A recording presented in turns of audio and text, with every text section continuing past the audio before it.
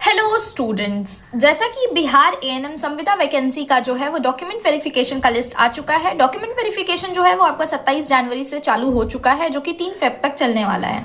तो अब स्टूडेंट्स के सबसे ज्यादा जो डाउट्स आ रहे हैं वो डॉक्यूमेंट वेरिफिकेशन में जो इंपॉर्टेंट डॉक्यूमेंट्स लगेंगे उनके लिस्ट से रिगार्डिंग आ रहे हैं कि मैम ऐसा कौन कौन सा डॉक्यूमेंट्स है जो लग रहा होगा, ऐसा कौन कौन सा डॉक्यूमेंट्स है जो सबसे ज्यादा इंपॉर्टेंट है जिसके बिना हमारा जो है वो डीवी नहीं हो रहा होगा, या ऐसा कौन सा डॉक्यूमेंट्स है जो हमारे पास नहीं भी हो तो भी डीवी में जो है वो काम चल जाएगा। ठीक है। और साथ ही साथ बहुत सारे डाउट्स इस बात के भी रिगार्डिंग आ रहे हैं कि बहुत सारा मिथ है बच्चों के बीच में कि जो मेडिकल फिटनेस है वो चाहिए होगा कि नहीं चाहिए होगा, कैरेक्टर सर्टिफिकेट बहुत सारे लोग पूछ रहे हैं कि वो चाहिए होगा कि नहीं मैम, क्या क्या ऐसे डॉक्यूमेंट्स है जो बहुत ज्यादा इंपॉर्टेंट है। तो ये सारे चीज के बारे में मैं आज के इस वीडियो में आपसे बात करने वाली हूँ। तो अगर आप अपने सारे डाउट्स को क्लियर करना चाहते हैं तो इस वीडियो को बिल्कुल एंड तक देखें, बिल्कुल भी बिना स्किप किए, ताकि आपके सारे डाउट्स जो हैं वो क्लियर हो जाएं। तो चलिए शुरू करते हैं। सबसे पहले आपको डीवी में कौन कौन से डॉक्यूमेंट्स चाहिए होंगे।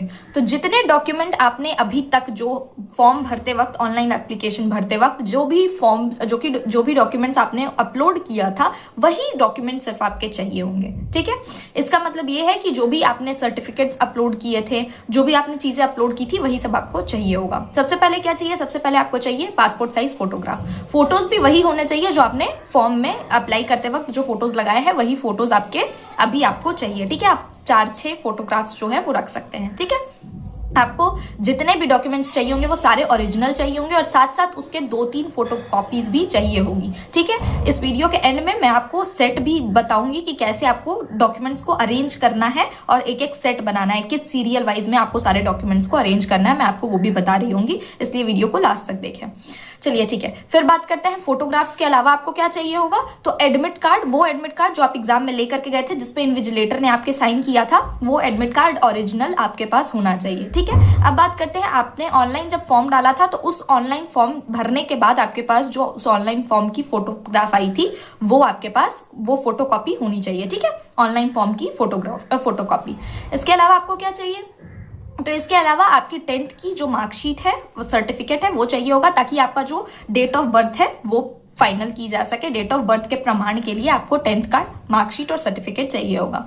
इसके बाद आपको क्या चाहिए होगा? तो आपने आगे जो भी पढ़ाई किया है, 12th का आपका 12th का आपका मार्कशीट, सर्टिफिकेट। इसके अलावा आपका ANM first year, second year दोनों का सर्टिफिकेट जो भी है आपके पास डॉक्यूमेंट एएनएम का, वो सब कुछ आपको चाहिए होगा। आपने एएनएम जिस कॉलेज से किया है उस कॉलेज के प्रूफ के लिए आपको एएनएम का जो सर्टिफिकेट है वो सब कुछ चाहिए होगा। इसके अलावा एक और चीज इंपॉर्टेंट है जो बात करते हैं, आपका बीएनआरसी रजिस्ट्रेशन नंबर, जो भी रजिस्ट्रेशन सर्टिफिकेट रजिस्ट्रेशन नंबर आपका होता है, उसका रिन्यूअल होता है कुछ सालों पे। तो जो भी स्टूडेंट्स बहुत पुराने हैं एएनएम के, जिन्होंने अपना 3 साल या 5 साल पे जितने पे भी आपका रिन्यूअल होता है वो आपने नहीं कराया है, तो वो इस बात का विशेष ध्यान रखें कि आपको आपका रिन्यूअल वाला जो रजिस्ट्रेशन सर्टिफिकेट है बीएनआरसी का, वही लेकर के जाना है। ठीक है। इसके अलावा बात करते हैं और आपको क्या चाहिए होगा। तो जो भी लोग अपना कास्ट, जिस भी कास्ट से, जिस भी कैटेगरी से आते हैं, ठीक है, वो कैटेगरी सर्टिफिकेट आपके पास होना चाहिए। जैसे अगर किसी ने फॉर्म में डाल रखा है कि आप ईडब्ल्यूएस से आते हैं तो आपके पास ईडब्ल्यूएस का कैटेगरी सर्टिफिकेट होना चाहिए। ठीक है। अब इसके अलावा कैटेगरी सर्टिफिकेट के साथ आपका डोमिसाइल चाहिए। आप बिहार के निवास जो है वो निवास पे भी निवास आपका जो है, और साथ ही साथ आपका जो कैटेगरी है उसका भी आपका रिन्यू डेट के अंदर का होना चाहिए। ठीक है। उससे पहले का नहीं चाहिए। ठीक है।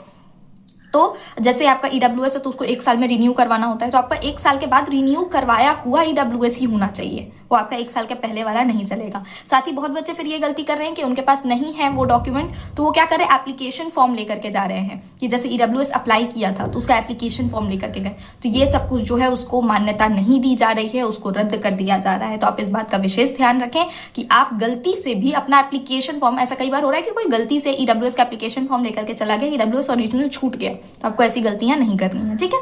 साथ ही साथ अगर आप एससी कैटेगरी की है तो आपका कैटेगरी सर्टिफिकेट, साथ में डोमिसाइल, ये दोनों चीजें साथ साथ आपको चाहिए होगी। ठीक है।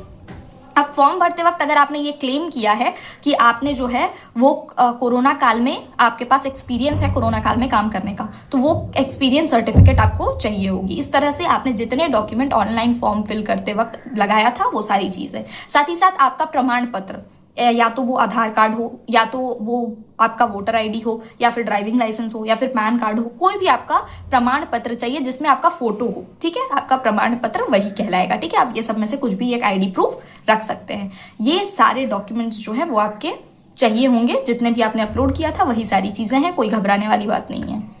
अब बात करते हैं आपका एक बहुत बड़ा डाउट कि मेडिकल सर्टिफिकेट हो गया, कैरेक्टर सर्टिफिकेट हो गया, ये सब कुछ चाहिए कि नहीं चाहिए। तो ये सब चीज़ों की बिल्कुल भी ज़रूरत नहीं है। आपका मेडिकल फिटनेस या कैरेक्टर सर्टिफिकेट भी अगर नहीं बना हुआ है तो आप इस पर पैनिक ना करें, इसकी ज़रूरत आपकी डीवी में नहीं है। डीवी में किस किस लिस्ट, वो पूरा का पूरा नोटिस आपका यहाँ पे अटैच कर दिया जाएगा, ठीक है। अब बात करते हैं कि आपको जो डॉक्यूमेंट है वो सारा ओरिजिनल लेकर के जाना है। वो सारे ओरिजिनल के आपको 2-2, 3-3 फोटो कॉपीज करा के रख लेनी है, ठीक है। अब उन फोटो कॉपीज और उन जो ओरिजिनल डॉक्यूमेंट है उसको आपको अरेंज करना होगा सीरियल वाइज, ठीक है। आपको सीरियल वाइज उन सभी को अरेंज करना होगा। तो किस क्रम में आप उसको किस सीरियल में अरेंज करेंगे वो आपको यहाँ पे अभी लिस्ट दिख जाएगा, ठीक है। इस लिस्ट के अकॉर्डिंग जैसे जैसे वो डॉक्यूमेंट्स लिखे हुए हैं उस क्रम में आपको आपके सारे डॉक्यूमेंट्स को अरेंज करके और उसका सेट बना लेना है। ओरिजिनल डॉक्यूमेंट का एक सेट, फोटोकॉपी के 2 अलग अलग सेट, आपको कम से कम 2 सेट लेने हैं। इसके अलावा और क्या है, तो और छोटी छोटी चीजें जैसे आपका जो फोटोकॉपी उस पर सिग्नेचर सारे डॉक्यूमेंट्स पे, तो वो सब कुछ आपको यहाँ से करके लेके जाने की जरूरत नहीं है, वो वहीं हो रहा होगा, ठीक है। तो यही सारी चीजें जो है वो आपके डॉक्यूमेंट वेरिफिकेशन के लिए इंपॉर्टेंट है। आई होप कि मैंने इस छोटे से वीडियो में आपका डॉक्यूमेंट वेरिफिकेशन के रिगार्डिंग जितने भी डाउट्स थे वो सारा क्लियर कर दिया है। अगर आपको ये वीडियो इन्फॉर्मेटिव लगे तो वीडियो को लाइक करना और चैनल को सब्सक्राइब करना बिल्कुल भी ना भूलें। Thank you so much.